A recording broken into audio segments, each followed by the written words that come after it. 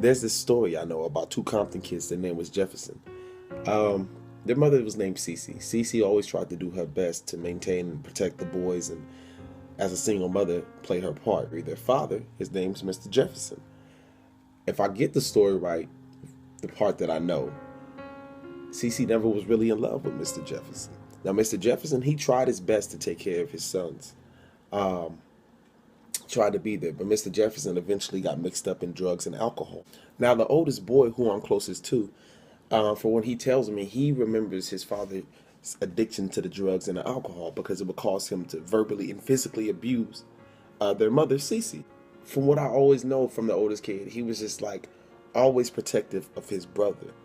And from what he tells me, that he was kind of assigned that task through these trials and tribulations of his mother and father. And he will always tell his little brother, "I'll always protect you, brother. I'll always protect you, brother."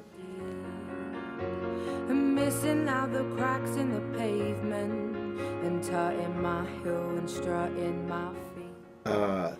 His brother had got his finger or something caught on this gate, and it was just blood everywhere. So the oldest runs to the little brother, and he just holds him real quick because the little brother's crying, and he says to him, "Calm down, brother. I will always protect you, brother. I will always protect you, brother." If his younger brother was ever picked on, the big brother would step in and say, "I will always fight for you, brother. I will always fight for you, brother." At times in school, the youngest brother was having trouble in school, and it felt like he was smart enough and felt like he wasn't educated enough. The big brother would tell him, "I love you and you are smart, and we can get through this because I'm always going to protect you, brother."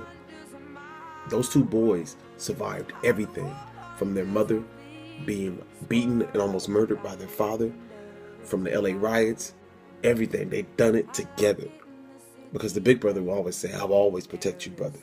The big brother was born Devontae E. Jefferson, and the younger one was born DeAndre Deshaun Jefferson. The big brother was born May 25th, and the younger one was born May 26th. And the big brother, still to this day, will tell DeAndre Deshaun, "Brother, I love you, and I will always protect you, brother." Everybody taking different sides. Shows that we ain't gonna stand shit. Shows that we are united. Shows that we ain't gonna take it. Shows that we ain't gonna stand shit. Shows that we are united. Around my hometown, memories are fresh. Around my hometown, ooh, the people I met, yeah. It is by no means easy being my brother. DeAndre Deshaun, you got compared to me on my good and on my bad. I was first because you were second born. They looked at you as second, but you've always been first to me. You've always been the one to me. And DeAndre Deshaun, please understand, it doesn't matter if I'm in Oklahoma. It doesn't matter if I'm in London, Japan, New York. It doesn't matter where I'm at.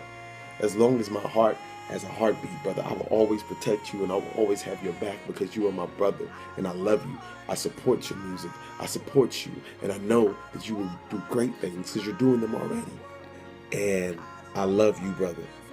And the only things I ever ask from you, if something ever was to happen to me, the only thing I ever ask for you, brother, is that you look at your nephew like he is your own son, and you continue to take care of your nephew, Aspen Jace, and that you always love and respect your wife. I will always protect you, brother, because I love you. And DeAndre Deshaun, brother, our brotherhood is the 31 reason for me to smile, and the 31 reason for me to be happy. I love you, bro.